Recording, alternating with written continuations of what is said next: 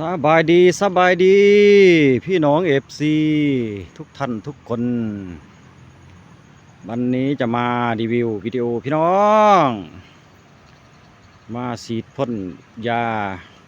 บำรุงให้ทุเรียนพี่น้องเอาพอดีกับพอดีหอดขวบพี่น้องขวบการพ่นยาพี่น้องแต่ว่า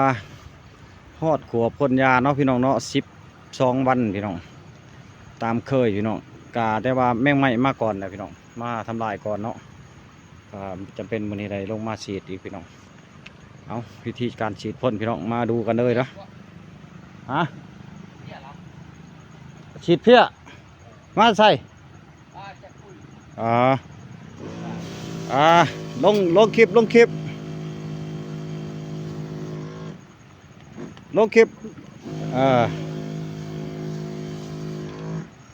มือร่าเหรออันนี้เป็นพี่น้องเพื่อนบ้านเพื่อนมาแต่ใส่ปุ๋ยโอ้สวนเฮาแล้วก็อยู่นอกอยู่ป่าก็มีแขกมีคนมายามหลายพี่น้อง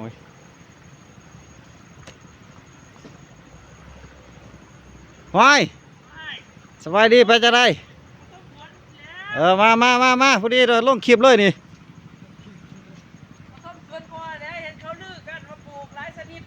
เข้ามา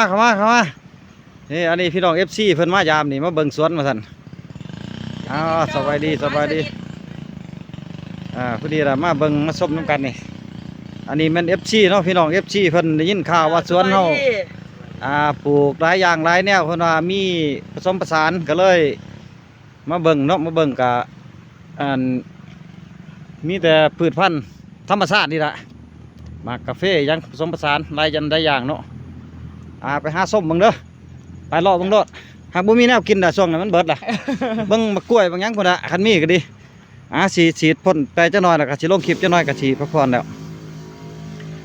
นี่ล่ะพี่น้องเพิ่นมาส้มเนาะเพิ่นว่าได้ยินข่าวว่าสวนเฮานี่มันมีชื่อเสียงโด่งดังพี่น้องตามพิธีบ้านๆนี่แหละพี่น้องก็บ่ถึงขั้นว่าสินักหนาเนาะได้ยินเพิ่นว่าสวนเฮานี่มีชื่อเสียงหลายมี FC มีพ่อแม่พี่น้องหลายท่านหลายคนมาติดตามมาเบิ่งมาเอาแนวทางพี่น้องเฮากะบอกกี่ทีเนาะแนะนำให้เฮ็ดวิธีใดจังใดเนาะบ่ว่าแต่การปลูกขึ้นมาการรักษารักษาหรือว่าเสริมขาต่างๆพี่น้องแนะนำให้เบิดกูอันคุยอย่างพี่น้องบ่ได้กี่ทีเนาะแบ่งปันความรู้พี่น้องคนเฮาบ่มีหยังให้กันบ่มีหยังท่านกับท่านความรู้พี่น้องเป็นสิริมงคลเป็นอันประเสริฐพี่น้องเลยคลิปนี้ก็แม่นว่าอยู่สวนเขาเองพี่น้องเนาะ YouTube สมบังเกษตรบ้านๆเห็นแล้วก็ติดตามในเด้อพี่น้องติดตามส้มติดตามส่องให้เนี่ยมาฉีดบำรุงพี่น้องพ่นยาบำรุงทุเรียนก็สวยบ้างไม่สวยบ้างนี่แหละธรรมศาสตร์แน่คนกันประสานพี่น้อง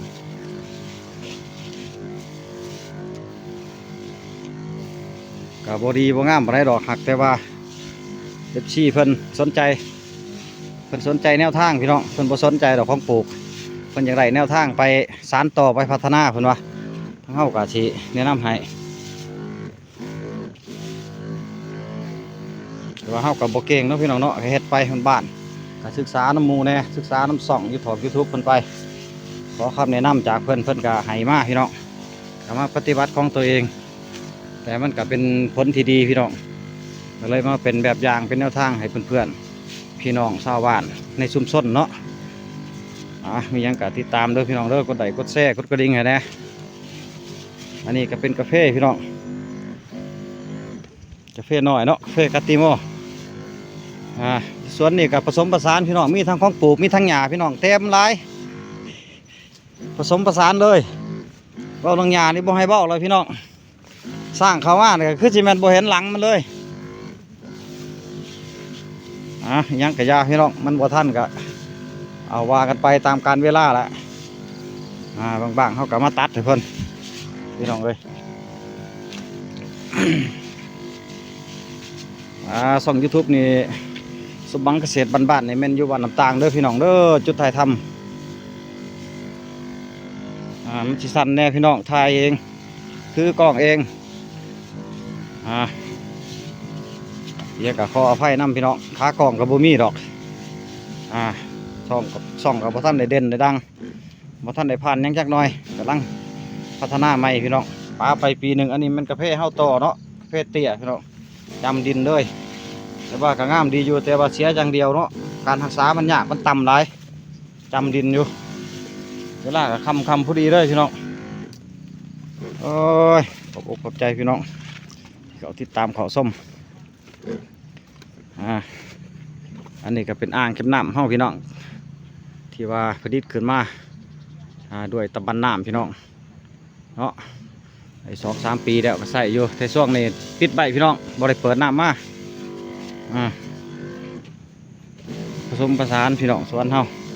มาให้พี่น้องเพื่อนๆเฮาเบิ่งเฮาส้มเนาะถ้าวันใดมันบ่จบบ่งามยังบ่ทันถูกต้องอยู่เนาะพี่น้องเนาะก็ขอคำปรึกษาแนะนำเข้ามาได้พี่น้องเนาะยินดีพี่น้องยินดีรับคำปรึกษายินดีรับคำที่ว่าแนะนำพี่น้องทั้งเฮากับมือใหม่คือกันพี่น้องการทำสวนเกษตรแต่ว่าเป็นชาวสวนแต่ดนแต่ว่าเห็นยังบ่เป็นพี่น้องกำลังมาพัฒนาใหม่ในช่วงที่ว่าเพิ่นมีYouTube มาให้นี่แหละพี่น้องก็ค่อยเฮ็ดไปก็ได้เป็นดีเนี่ยอันนี้แหละพี่น้องทุเรียนแมงไม้กัดนี่ยอดกุดยอดขาดเบิดพี่น้อง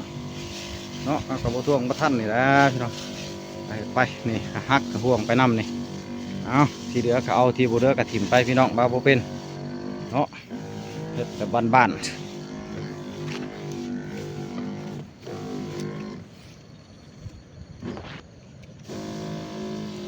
นี่มาแล้วนี่พี่น้องนี่แรงนี่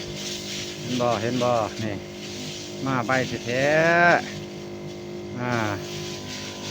เอามากับมาแล้วเว้ยบ่เป็นบ่แม่นรังแกเนาะก็รังแกกับบ่แม่นนะพี่น้องเว้ยมันเป็นธรรมศาสตร์เป็นกฎเกณฑ์ธรรมศาสตร์เนาะอันนี้เห็นบ่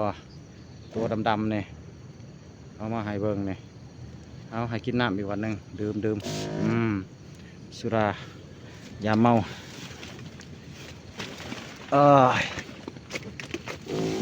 สวนกะบ่ท่านใดละเอียดปานใดพี่น้องเนาะนี่แต่แมงไม้กัดเบิดพี่น้องบ่ได้ตอนเด้อนี่บ่แม่นตอนเลยนี่บ่ได้ตัดเลยนี่แมงไม้เพิ่นมาสอมมาตัดให้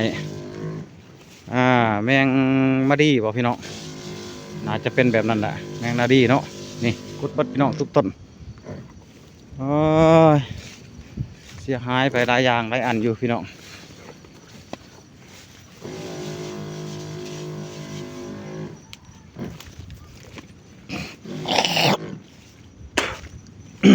ขออภัยโทษพี่น้อง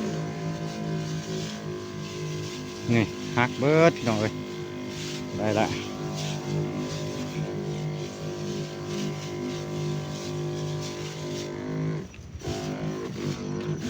กาแฟกับพึ่งลงใหม่แน่ทุกเก่าแน่พี่น้องปีที่2งามแน่บ่งามแน่พี่น้อง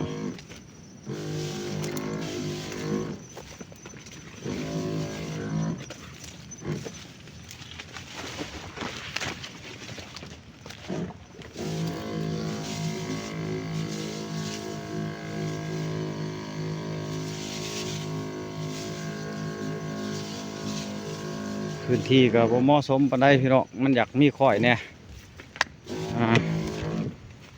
พื้นที่บ่งามปานใดก็เฮ็ดไปพี่น้องโดยความที่เฮาบ่มี